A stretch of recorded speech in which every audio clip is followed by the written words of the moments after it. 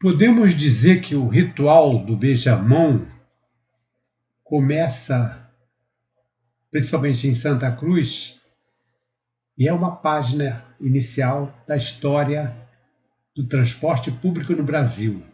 Ou seja, Santa Cruz, da mesma forma que teve um dos primeiros aparelhos, das primeiras linhas telefônicas instaladas,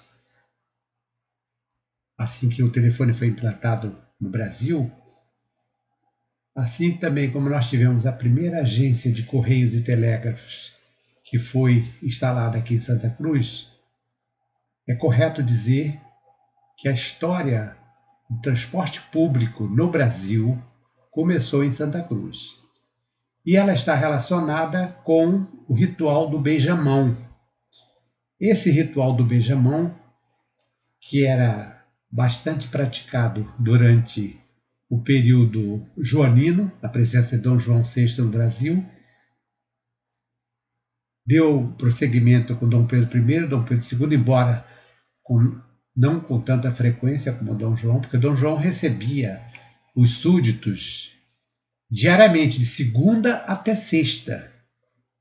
Excepcionalmente nos dias santo e guarda, naquele tempo tinha muitos dias santos, que era como se fosse o feriado, né? Os feriados também, sábado e domingo ele não recebia, mas de segunda até sexta, à noite geralmente, Dom João chegava a receber cerca de 150 pessoas, imaginem só. Eram nobres, membros da nobreza, membros da realeza e plebeus, gente do povo. Ele recebia todos com a maior alegria. Segundo o historiador Manuel Oliveira Lima, que escreveu provavelmente a mais completa biografia de Dom João VI, o rei tinha um verdadeiro prazer, um verdadeiro deleite em receber o povo. E o povo, simbolicamente, aquele ritual era como se estivesse sendo recebido por um pai, por um protetor. Então é uma coisa muito interessante. E, segundo os relatos que nós pesquisamos, era uma festa, era uma verdadeira festa, porque havia música, né? Geralmente tinha músicos, uma banda que tocava, né? E as pessoas, quando iam se apresentar naturalmente, elas procuravam se vestir da melhor forma possível. Enfim. E o que tem a ver o transporte público com isso? É porque Santa Cruz, se hoje, século XXI, nós temos uma certa dificuldade de sair daqui de Santa Cruz e para o centro da cidade, imagine vocês na época da colônia, na época do reino e do império, quando não tinha estrada. Hoje nós temos a Avenida Brasil, nós temos opção da Barra da Tijuca, Guaratiba, o próprio antigo caminho dos jesuítas, depois Estrada Geral, Real Imperial de Santa Cruz, né? Que hoje está asfaltada a toda a extensão, já é difícil você pegar um BRT, um ônibus, um trem, até mesmo trem, e chegar à cidade. Imagine vocês. Então, naquela época era muito mais difícil. O transporte ferroviário só vai chegar em 1876, já no finalzinho do século XIX. Até esse período, o que se usava eram as carruagens, charretes, cavalos, então era essa a opção, não tinha nada, né? E quando Dom João VI chega com a família real em 1808 e já vem se hospedar em Santa Cruz, como eu já tenho falado aqui várias vezes, inúmeras vezes, o transporte ainda era mais deficitário, não havia transporte nenhum. O rei, claro, por ele ser rei, ou ainda príncipe regente, tinha que ter algum jeito. Era muito difícil, e a outra coisa também era oneroso demais, não era qualquer pessoa que podia sair daqui da Boa Vista ou do Paço Imperial e vir a Santa Cruz. Os custos eram altíssimos, altíssimos. O historiador Benedito Freitas, no segundo volume da tua trilogia, esse livro que pega a parte referente ao reino e ao vice-reino, ele relata num capítulo que ele fala exatamente sobre o transporte, né? que um embaixador, um cônsul da França aqui no Rio de Janeiro, recebeu o convite do rei Dom João VI, porque era comum, né, os diplomatas, as pessoas da nobreza receberem convite para visitar o rei quando ele estava aqui em Santa Cruz, né? E não pôde vir porque o custo era altíssimo, muito alto mesmo, não tinha condições de pagar e não veio. Então, antes da inauguração da linha de diligências, uma linha que saía do Paço Imperial, passava pela Quinta da Boa Vista e vinha a Santa Cruz, custava 8.000 réis. 8.000 réis, que era uma importância grande para a época. Antes disso, não havia transporte público. Esse transporte foi o transporte público, o transporte do povo. Só que esse povo aí não era o povão, esse povo da plebe, porque o povo não tinha condições de pagar 8.000 réis. Né? Se o embaixador, se o cônsul da França não tinha. Então, realmente foi o transporte público, porque estava aberto a público, mas que público era esse? Não era o povo, né? E as pessoas vinham a Santa Cruz para quê? Principalmente consta lá no decreto de 1818, para beijar a augusta mão de Sua Majestade. Olha que coisa interessante, né? Então, é isso aí. Uma outra questão também é o seguinte: o ritual do beijamão, como eu falei inicialmente, ele é muito remoto, ele vem lá no caso nosso, que nós recebemos essa tradição luso dos portugueses, ela vem do período medieval, mas antes disso já existia o ritual do beijamão em outras culturas. E ele persiste, ele permanece ainda hoje na Igreja Católica, porque existem determinados momentos, porque já houve uma época em que era muito comum as pessoas, quando encontravam um padre ou bispo, principalmente bispo, que fosse uma autoridade eclesiástica, um cardeal, beijava a mão, se fazia, ajoelhava, né? Ou então abaixava um pouco a cabeça e beijava a mão, beijava um anel. No caso dos bispos e dos cardeais, eles usam um anel específico que eles recebem quando eles são sagrados, consagrados bispos, então ele recebe esse anel, então beijava o anel. E no caso dos sacerdotes, dos padres, ainda existe o ritual, por exemplo, quando o padre ele é ordenado, quando ele se transforma realmente em padre, porque tem toda uma etapa, né? Ele vai fazendo uma série de provas até chegar mesmo o dia em que ele vai ser considerado, vai ser realmente padre, né? Vai ser chama de ordenação, não é a formatura, é a ordenação sacerdotal. Neste dia, é comum que as famílias, que as pessoas que frequentem a cerimônia, que é uma cerimônia longa, uma cerimônia demorada, porque tem um ritual antigo, que nesse dia as pessoas beijem as mãos dos chamados neo-sacerdotes, os padres recém-ordenados. Por quê? Por que eles fazem isso? Por que se beija a mão do padre? Porque é uma mão que diz que é uma mão que é uma mão que dá a bênção, né? Que dá aquela bênção. Inclusive, quem assiste às cerimônias religiosas tem sempre uma bênção no início, no final. E é uma mão também que é consagrada porque ela faz a consagração da hóstia. Então é por isso que eles beijam a mão. Então esse ritual, que é um ritual medieval, é um ritual antigo, ainda persiste, embora persiste na Igreja Católica, né? Embora o Papa atual, o Papa Francisco, que é um Papa de formação jesuítica, ele era padre jesuíta. Os jesuítas, por que eu estou fazendo ênfase nessa questão dos jesuítas? Porque os jesuítas sempre tiveram na Igreja Católica uma formação especial, diferente das demais ordens, das demais congregações. Porque quando a Companhia de Jesus foi criada ainda por Inácio de Loyola, Santo Inácio de Loyola, inclusive Santo Inácio de Loyola era um militar, por isso que fala Companhia de Jesus, não fala ordem, não fala congregação dos sagrados estigmas, como o caso dos estigmativos, não fala ordem dos franciscanos, fala companhia. Companhia é um termo militar, não é? Então nós sabemos que companhia é um termo militar. E o Inácio de Loyola, como era militar e criou a Companhia de Jesus, então deu esse nome de Companhia de Jesus. E os jesuítas também, quando eles se ordenam, quando eles se formam, eles têm uma formação além daquela normal do sacerdote, porque eles estudam bem mais, um pouco mais. Eles também tem um voto de obediência ao Papa. Inclusive, eles têm o superior geral dos jesuítas, era chamado, não sei se ainda é, nunca mais ouvi esse termo, o Papa Negro, porque como eles usavam a batina preta e eles tinham um prestígio, um poder, tanto poder material, né, como poder espiritual muito grande, porque eles eram diretamente defensores do Papa. Então, é por isso que tinha o Papa Negro. Nós, inclusive, no NOP, eu mandei uma carta, uma ocasião, lá em 1985, para o padre Pedro Covenbach, que era o superior geral dos jesuítas lá em Roma, no mundo inteiro, porque eles têm o superior geral e têm os superiores locais, né, regionais, de acordo com as dioceses, né, divididos nos territórios do Brasil.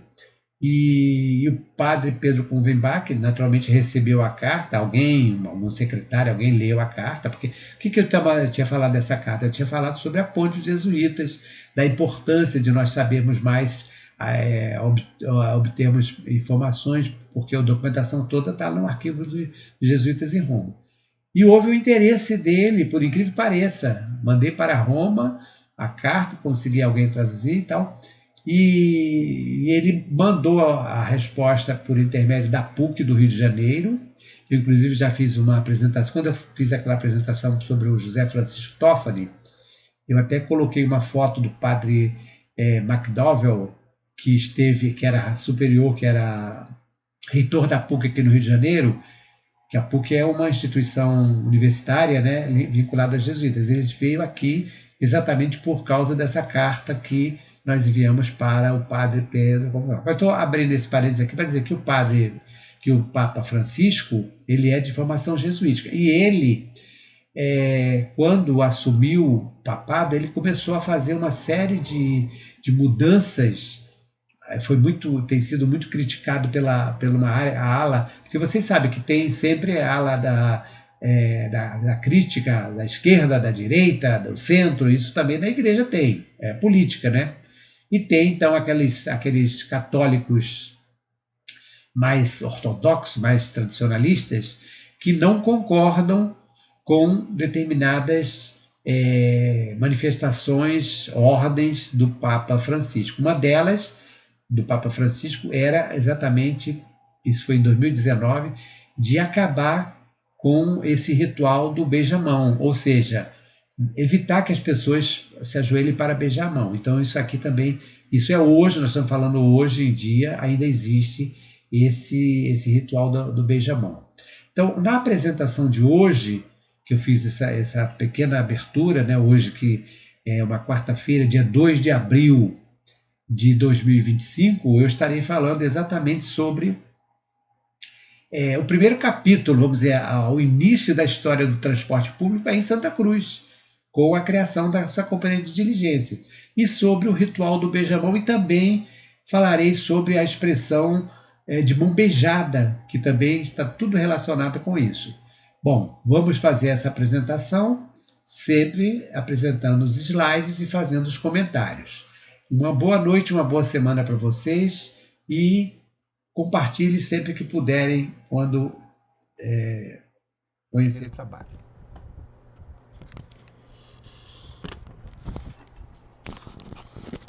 Uma diligência para o beijamão na Real Fazenda de Santa Cruz.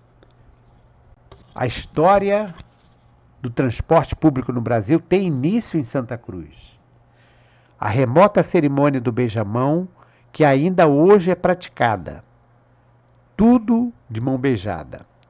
Você está no canal do YouTube, História de Santa Cruz, do professor Simvaldo Souza, hoje, dia 2 de abril de 2025. Esta ilustração mostra o registro da cerimônia do beijamão na corte carioca de Dom João VI, um costume típico da monarquia portuguesa. É um desenho aquarelado feito por um militar que só é conhecido pelas siglas, a letra dele não se sabe quem é realmente, mas registra muito bem Dom João sentado e uma série de súditos, Como eu falei para vocês, tinha dias que chegava a ter 150 súditos que vinham beijar a mão da majestade do rei. E nesse ritual,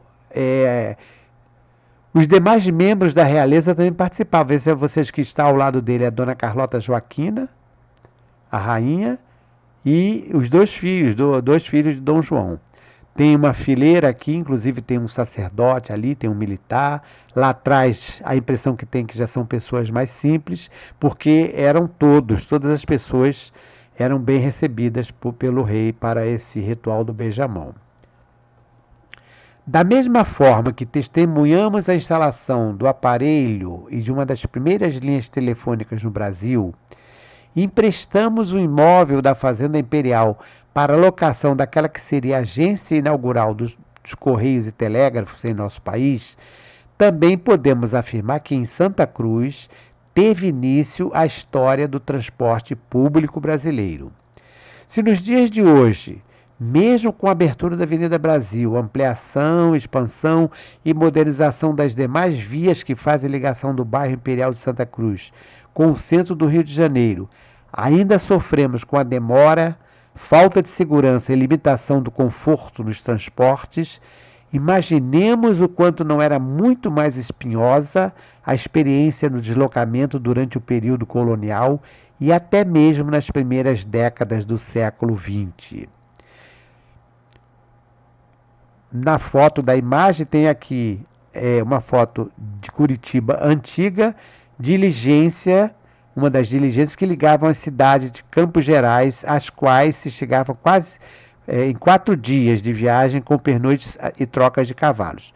Esta diligência, ela serve, esta imagem, esta fotografia, ela serve também como um exemplo, como uma mostra, né, de como poderia ter sido a diligência de Santa Cruz até a Quinta da Boa Vista, porque era mais ou menos isso, ela tinha 6 lugares, na parte de trás possuía um guarda-malas, as pessoas também tinham o direito de levar uma mala e, como eu falei, o custo era de R$8.000.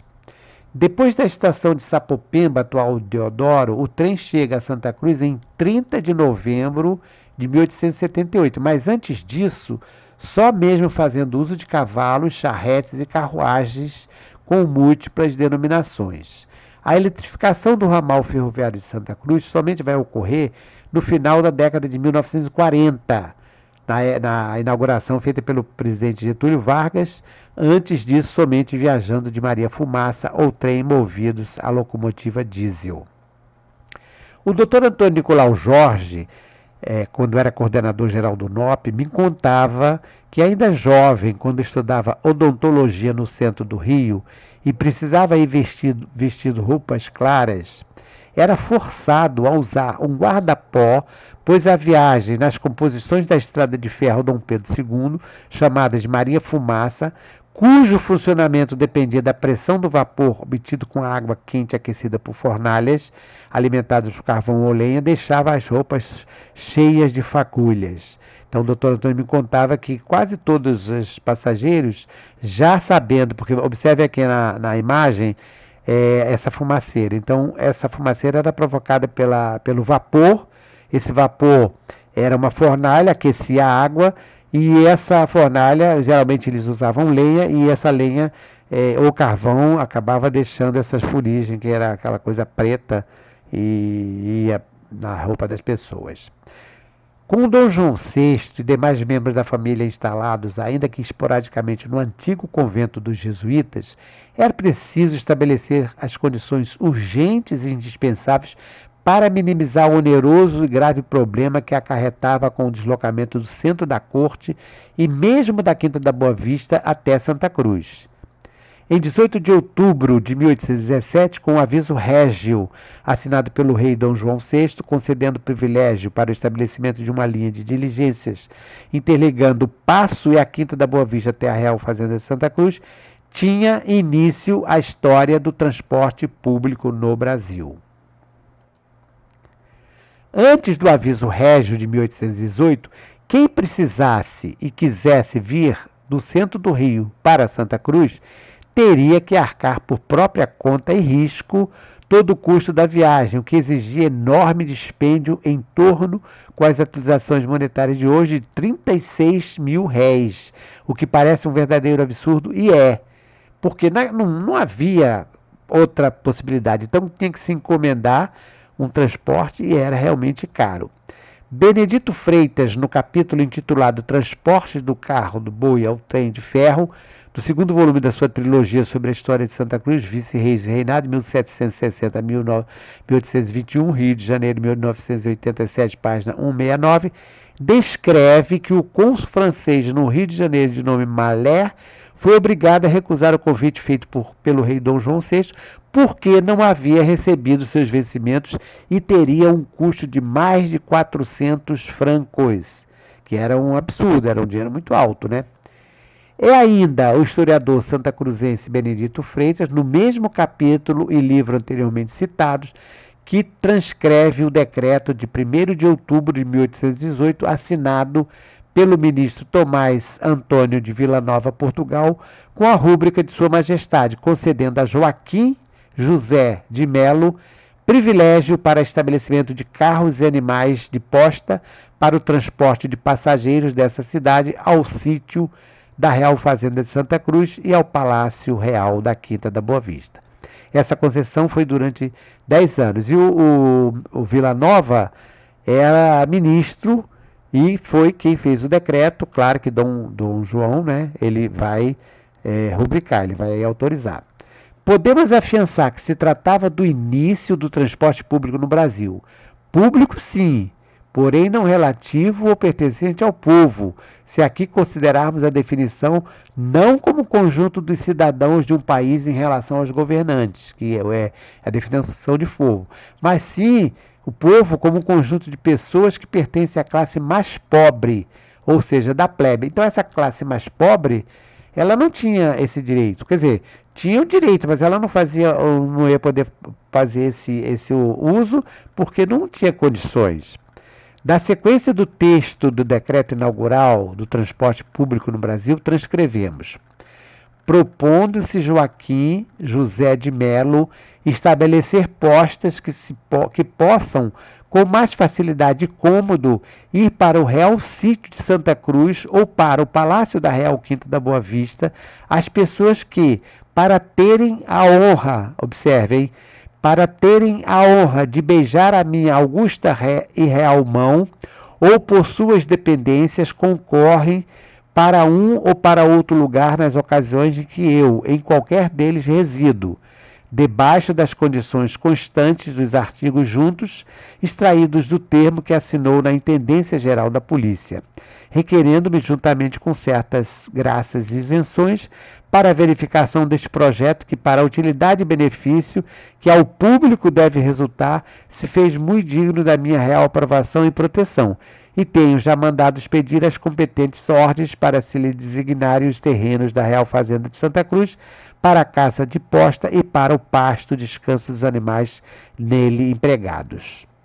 Ou seja, o decreto deixa bastante claro aqui que o principal objetivo era para possibilitar a honra de beijar a augusta e real mão de Dom João, né? Os bilhetes custavam cerca de 8 mil reais e eles precisavam ser comprados antecipadamente. Naturalmente, havia algumas exigências que o concessionário deveria cumprir, por exemplo. Primeiro, dispor de carro com 6 assentos. Então isso era fundamental, né? Então tinha que ter 3 na frente e 3 atrás, né? Um para o lado do outro. A estação de embarque e desembarque confortável e elegante tinha que ser construída. Então em Santa Cruz foi construída, né? Teria que haver um espaço para acomodação de uma mala por passageiro, além de uma mala para a condução de papéis oficiais. E como esses papéis eram oficiais, era preciso que tivesse um lacaio com segurança, aquele que vai atrás, né, na boleia, segurando por trás. Era preciso que tivesse 3 parelhas de animais com mudança de mais 9. Então, para que os animais não sofressem não ficasse cansado durante a viagem, né? Extremamente cansado. Definição de paradas para descanso e substituição dos animais, uma delas inclusive no campinho, né?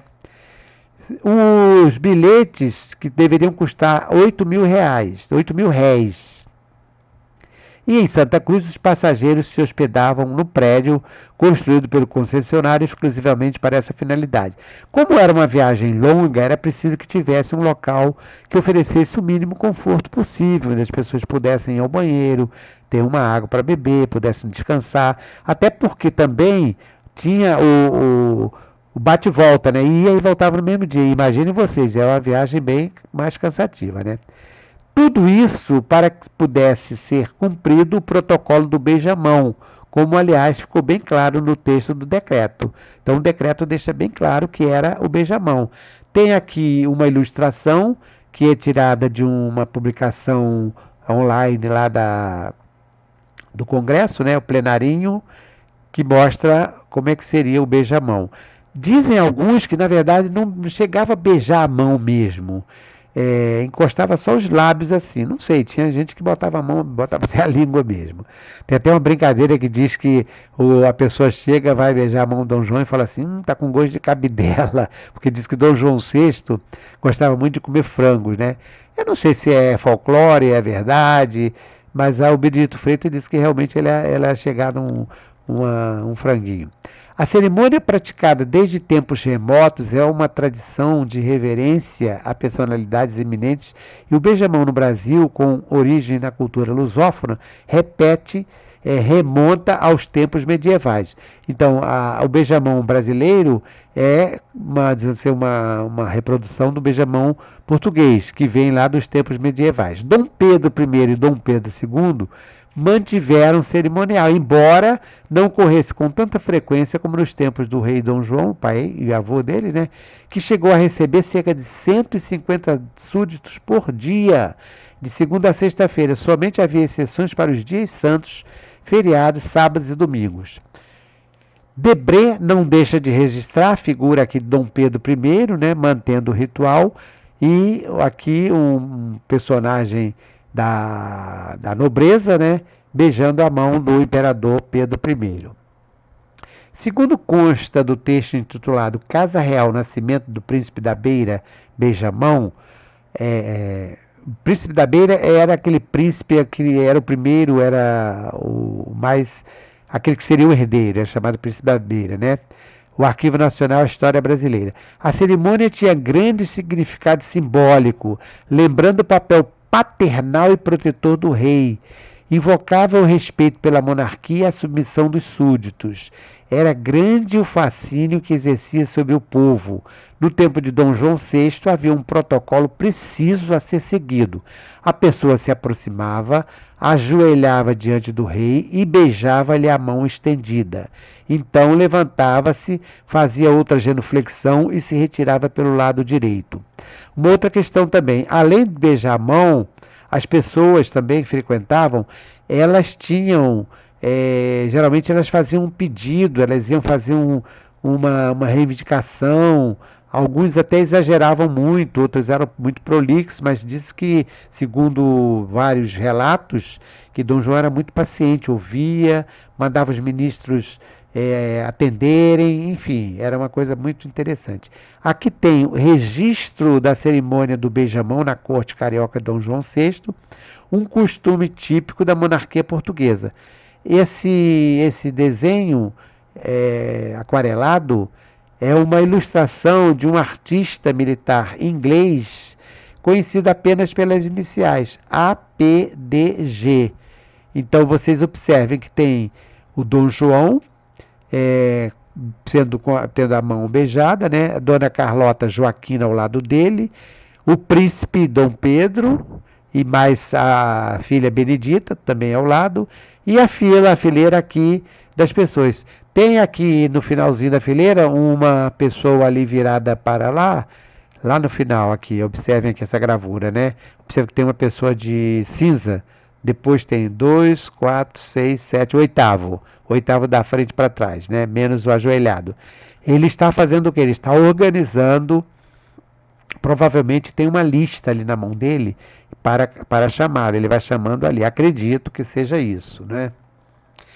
Para o historiador Manuel de Oliveira Lima, autor da biografia mais completa de Dom João VI, o rei tinha um deleite especial na cerimônia, onde se misturavam livremente nobres e plebeus. Dotado da prodigiosa memória dos Braganças, nunca confundia as fisionomias nem as súplicas e maravilhava os requerentes com o conhecimento que denotava das suas vidas, das suas famílias, até de pequenos incidentes ocorridos em tempos passados e que eles mal podiam acreditar terem subido à ciência de El Rei.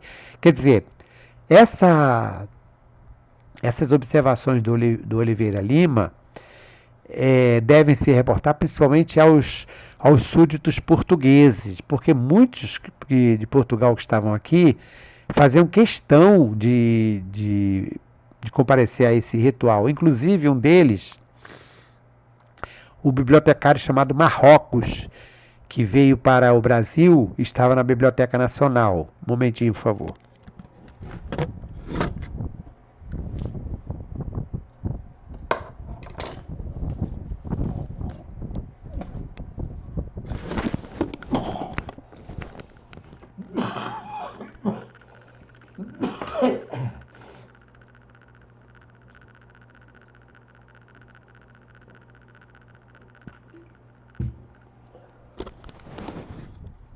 Me perdoe pela essa paradinha momentânea, mas precisei beber uma água porque veio uma tossezinha desagradável.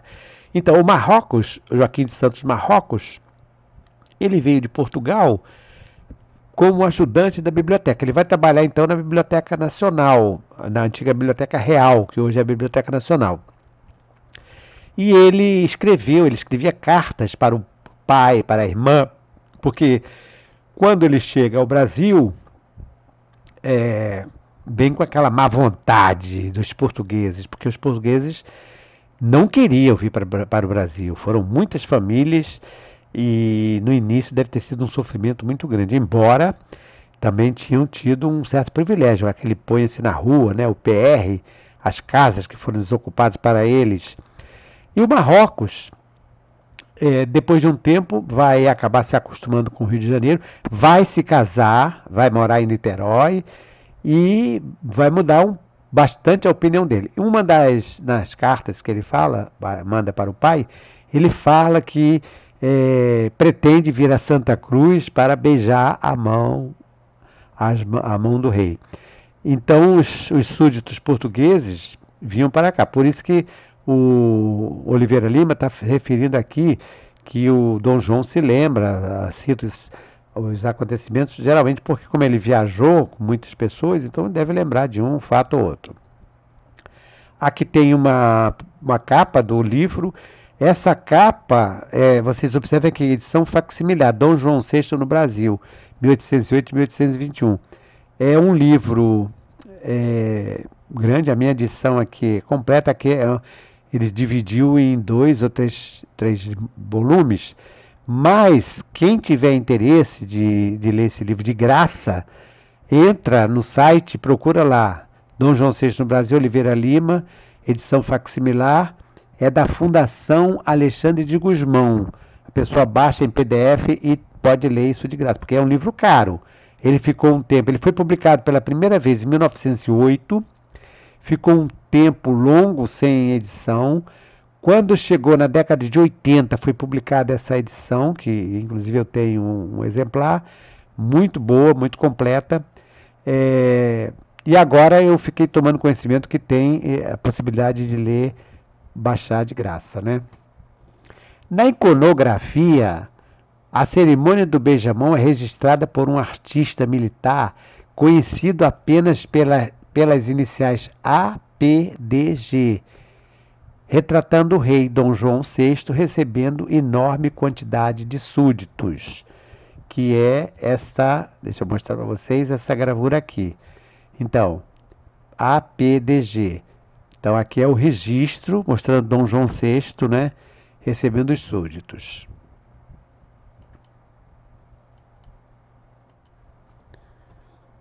O pintor francês Jean-Baptiste Debré quase sugerindo a ideia de captação de um lance instantâneo, dá a impressão que foi um fotógrafo que chegou e fez aquela fotografia instantânea, flagrando Dom Pedro tendo a mão beijada, né?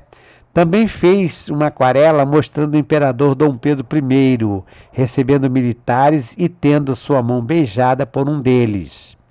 Dom Pedro I mantém rituais levados a efeito anteriormente por seu pai, como o do beijamão, esboço de Debré. Então, não dá a impressão que é um fotógrafo que chegou aqui e fotografou assim de relance?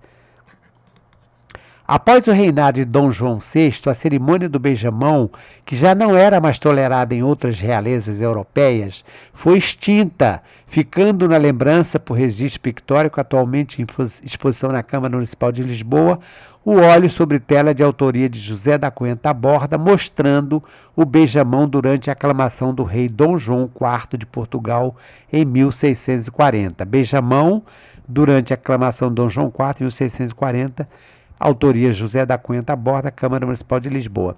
Só aqui lembrando que o Dom João IV, em 1640, foi quando encerrou o período da União Ibérica.